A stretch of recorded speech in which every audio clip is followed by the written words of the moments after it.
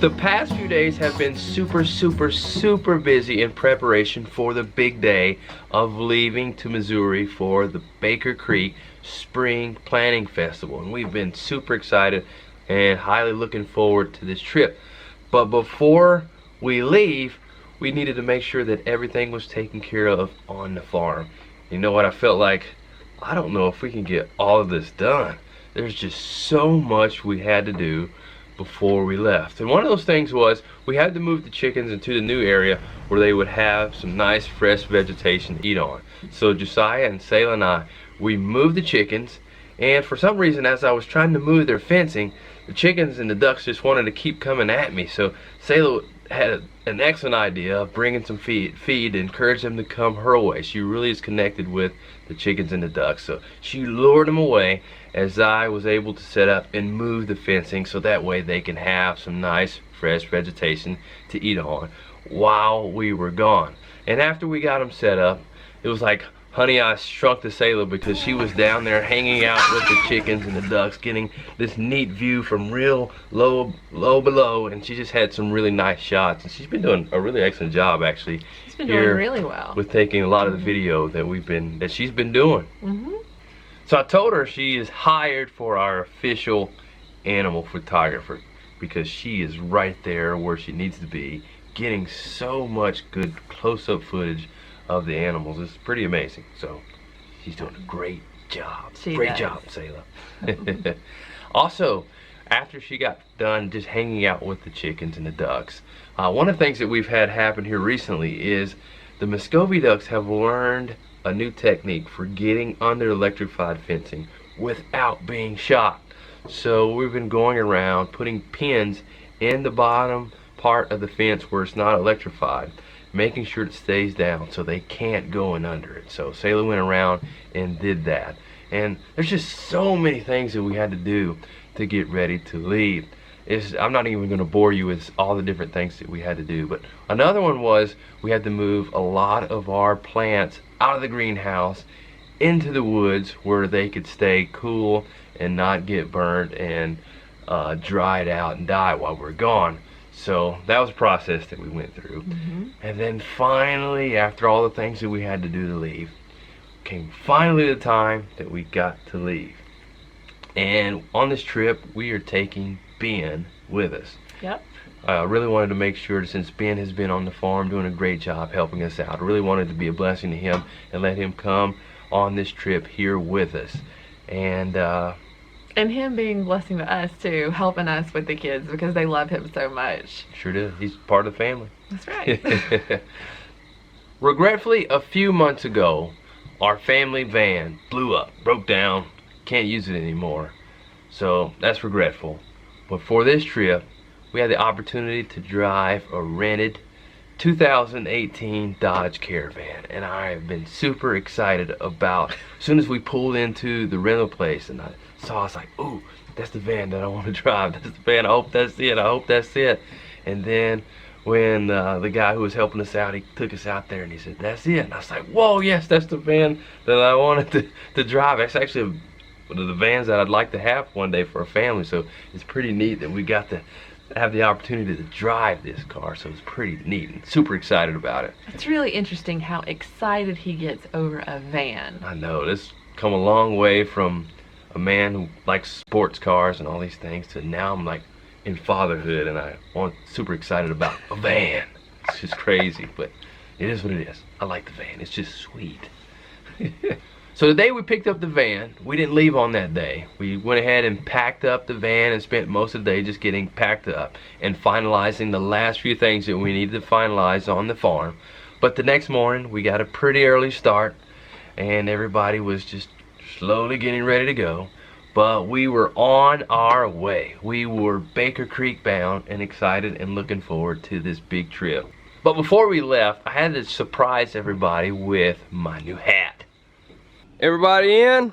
Yeah! Ben too? Yeah. Alrighty. I found my hat, everybody. How you like my hat? You like my hat? Is it cool? You think I can speak with this hat on? He's not even sure about it. Like, let's go. Actually, no. Found my real hat. It's out in the garden. Then we hit the road, and I don't know how far along we were. Maybe about 2 hours into the trip, maybe. And then Micah has had some history of getting car sickness.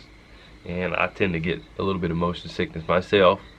So after he got sick, we needed to make some adjustments. So, all right, Micah, stay right there. Hold on, I'm gonna roll the window up. Well, help you out with motion sickness, okay? At first, we put my jacket up into the window so that way it would shelter the windows from him seeing a lot of the motion passing by his vision. And as soon as we got down the road, the jacket was kind of flapping and tapping on the window, so that didn't work. So Lacie had to take it down and actually put a blanket for him to act as a shield, and that worked great. Yeah, he rolled my finger up in the window too. Yeah, you can blame him. You said push it up, and then I pushed it up, and then I hear, oh! So, whoops, I'm not sure what happened there. But anyways, the blanket worked, and Micah was out. He was sleeping.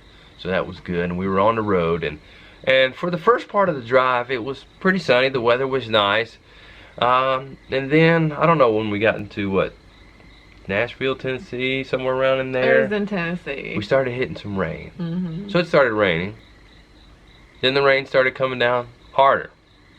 You raining outside, Micah? It is. Whoa! You open up your curtain so you can see the rain.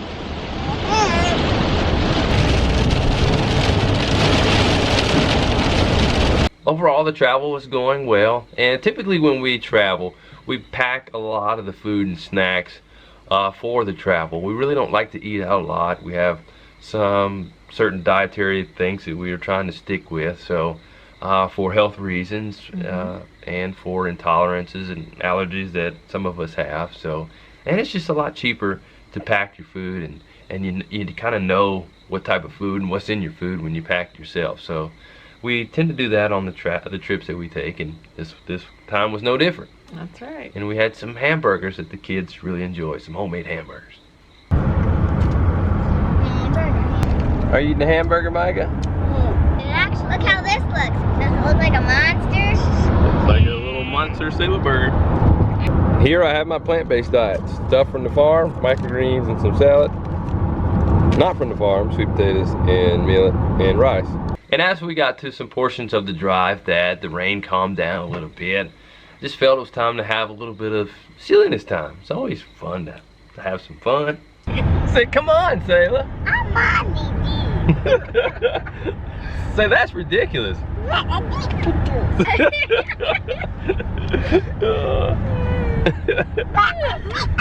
Yeah, ridiculous. Say, Daddy, you're ridiculous.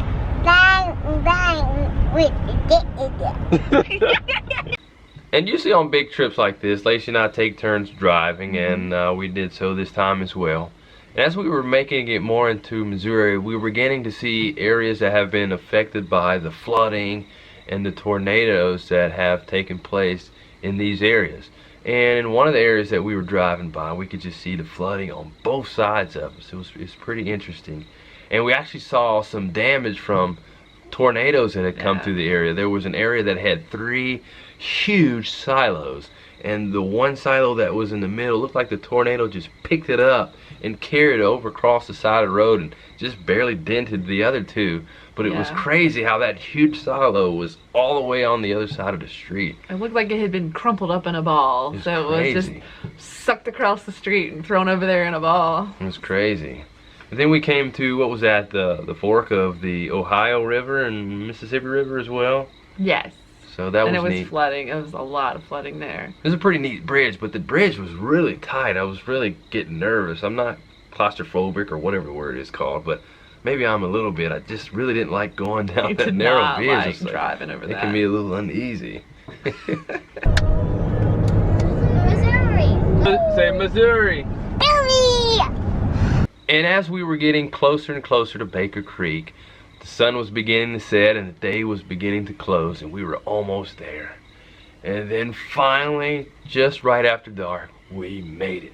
We're all pretty tired, and we had driven, what, 800 miles and Over 800 miles. in 14 hours. Yes. So it was a pretty long day, and we were pretty wiped out. So once we got to the place where we're staying, one of the employees had opened up their home to us to stay in.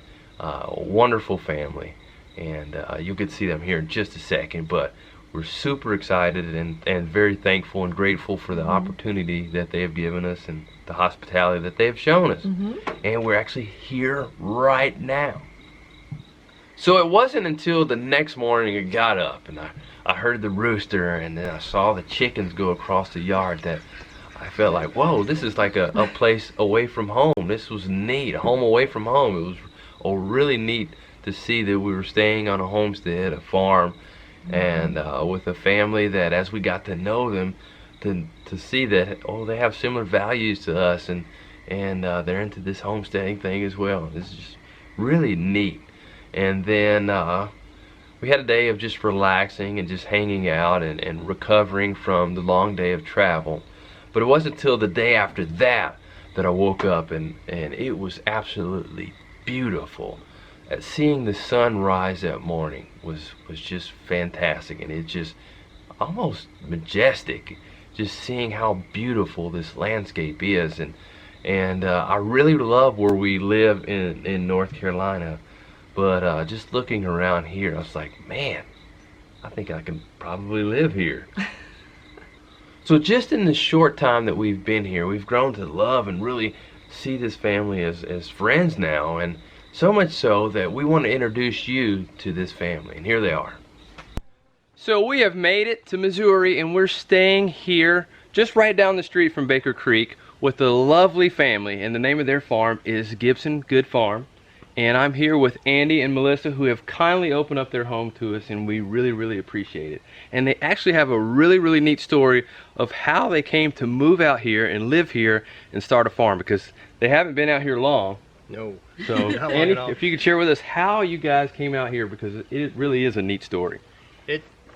It's kind of a long story, but to shorten it up, we came out here on a vacation last April, and RV with a couple of foster care kids, and this is where God told us to be, and we came out here to kind of scope it out. And then we're driving down the freeway and saw a sign that said Baker Creek Seed Company, and we said that's where we buy all of our seeds from. So we detoured over, and we stayed there for a couple hours, and then came back the next day and the next day, and fell in love with the area, fell in love with the people here. And this was the first place that we actually looked at, that we both agreed on, that this is where home was going to be, and that's how we got here. It's fantastic. And for those of you who don't know, the people at Baker Creek, they're just so warm and welcoming, and they really attract you to them. So it makes me want to come out here and live too. And during your process of coming to live out here, you had a completely different lifestyle back in Idaho, and I want you to share that as well. Go ahead. Back in Idaho, well, for one thing, farming is completely different. When you say, you know, good Lord tells us to come and take dominion over the earth, in Idaho it's like you gotta have water. Get water, that's all you think about. And then you try and get things to grow. Here, we're trying to change our mindset, because here everything grows, and you're trying to get things to not grow where they shouldn't be. And you got plenty of water. So it's a totally different mindset. But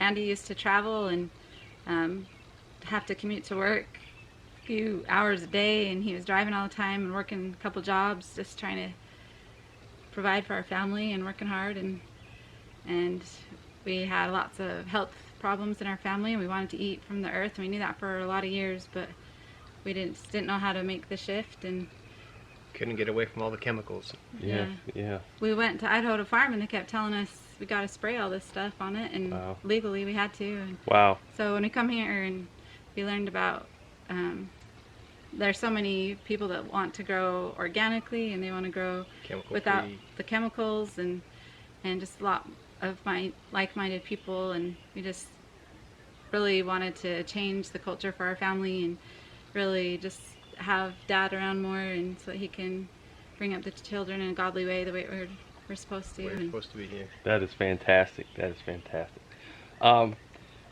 you talked about changing the culture for your family, and then part of changing that culture had a lot to do with your health.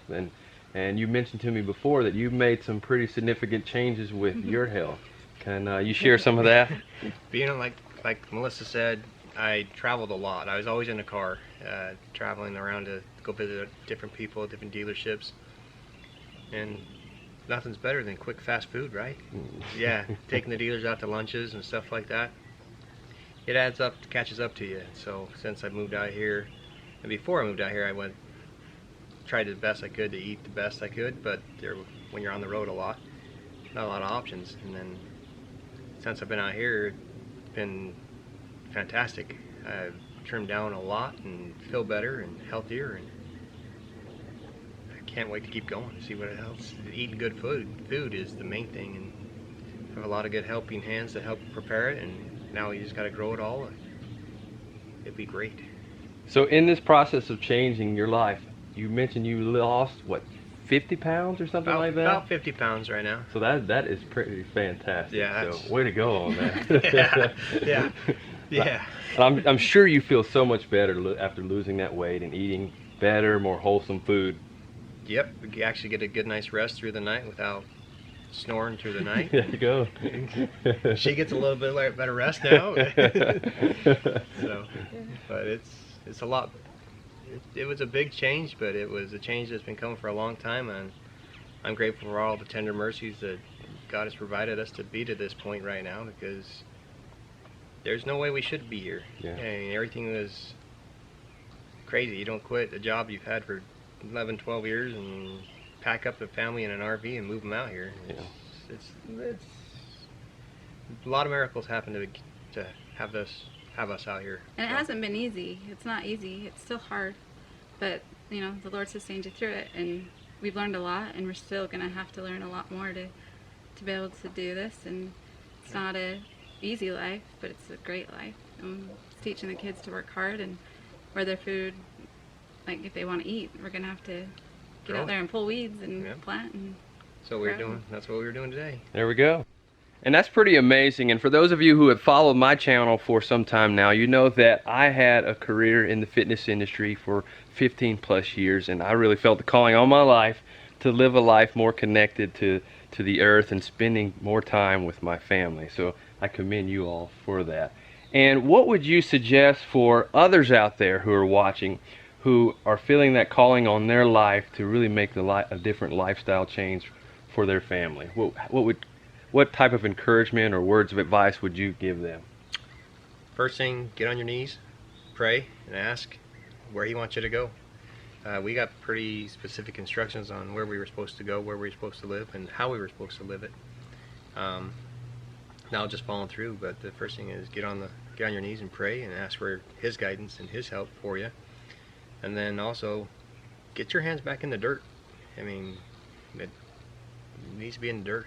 Here we go. Yeah, you got to get dirty. Yeah. God made man from the dirt. That's Dirt right. doesn't hurt. Dirt don't hurt. So, but yeah, get back into the dirt. Get back into the lifestyle that from 200 years ago. I mean, we didn't have all these conveniences. We didn't have microwaves and that. Try to live your life. Challenge yourself to live your life without a microwave for a week. There you go. See if you can do it. There you go. For some of you, that may mean making small changes towards that lifestyle, and for some of you, you just may have to make big change and just completely just go cold turkey. But you have to find out what's the best for you. You were going to say something. Sorry. No, it's not. You know, lots of people say that they want to live like this, and they just don't know how they could do it. And it is about sacrifice, but it's also, you know, God wouldn't tell you to do something without providing a way to do that. And there's a reason He puts that on your heart. And if you have the faith and act on it, then He'll provide a way.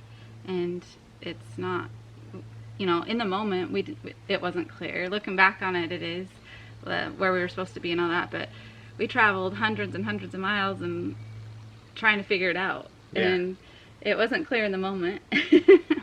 But once we're here now, we know we're supposed to be here, and we know we're supposed to be raising our kids this way. And the people that we've met are God-fearing people, and they love on everybody, and everybody here has just been so gracious and kind to us, and and our family has been able to pull together, and my kids have been able to learn. Andy wasn't here when we first got here, and we had floods in the basement and heaters not working and no hot showers and all this stuff that my kids had to learn how to fix, and other people came and helped us too. And it's not easy. It's not, you know, a movie, but I do want to add to that. So those were challenges that you had to face, and there's challenges all along the way. Oftentimes we over romanticize what it's going to be like when we start pursuing what we want to pursue.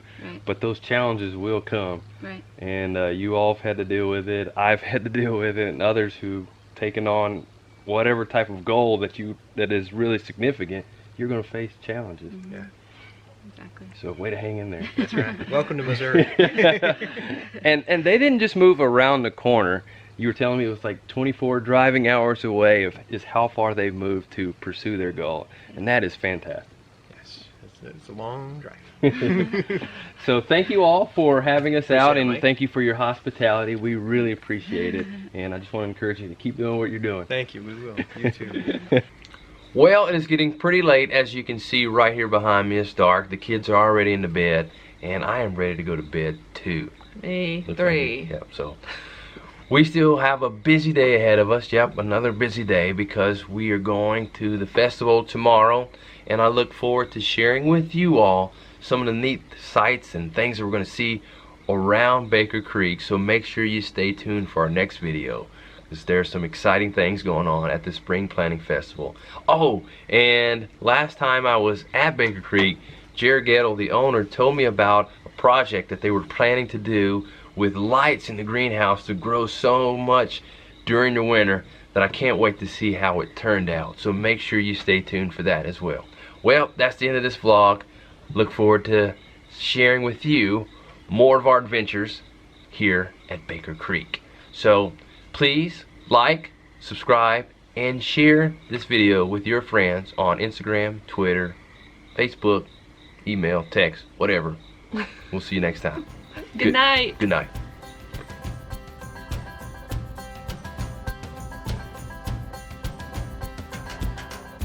We need more than hopes and wishes for us to make it through the night.